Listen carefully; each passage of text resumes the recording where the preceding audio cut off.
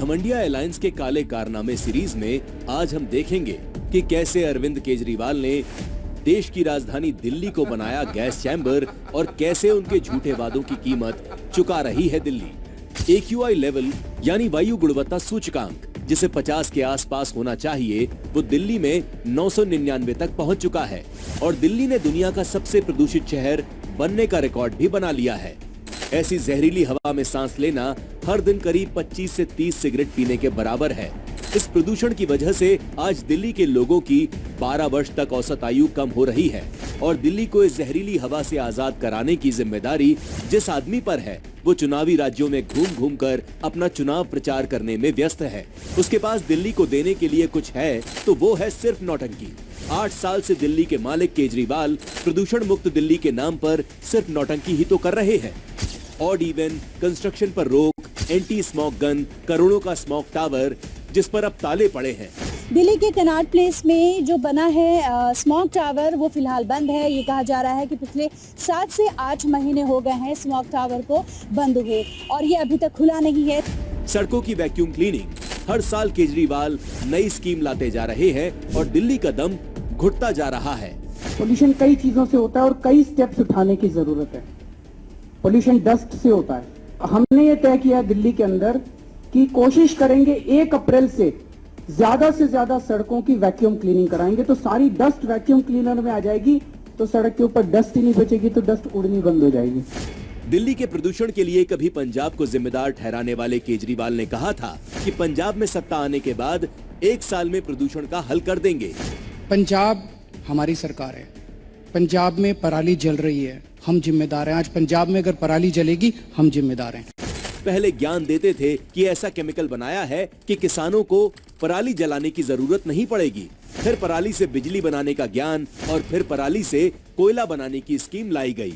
और अब जब पंजाब में आप पार्टी की सरकार बन चुकी है तो प्रदूषण का निवारण करना तो दूर, यू टर्न लेते हुए दिल्ली के प्रदूषण का ठीकरा फुल बेशर्मी के साथ हरियाणा और उत्तर प्रदेश पर फोड़ा जा रहा है।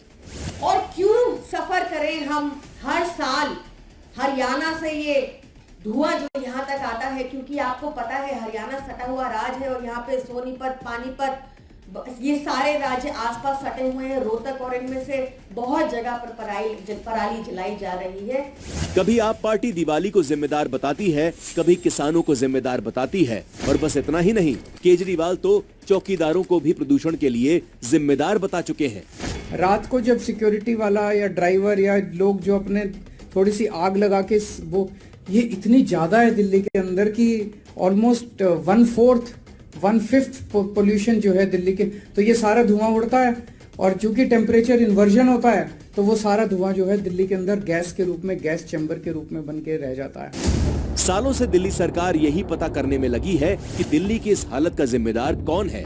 जो साल दर साल दिल्ली वालों का, NCR वालों का दम घुटता है, वो पंजाब और हरियाणा में जो पराली जलाई जाती है वो उसकी वजह से होता है। कोई भी आधिकारिक डेटा मौजूद नहीं है जो ये बता पाता है कि कितना पोल्यूशन कौन से सोर्स से होता है।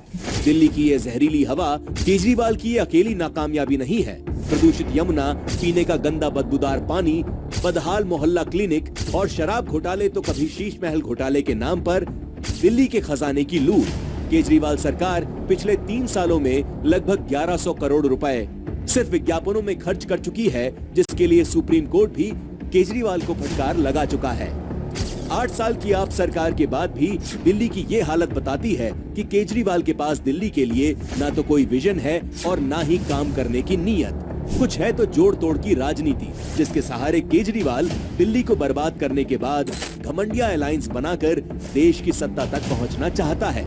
लेकिन देश की जनता दिल्ली की इस जहरीली हवा को देख रही है और इस पलटूबाज केजरीवाल और घमंडिया अलायंस की हकीकत को समझ भी रही है।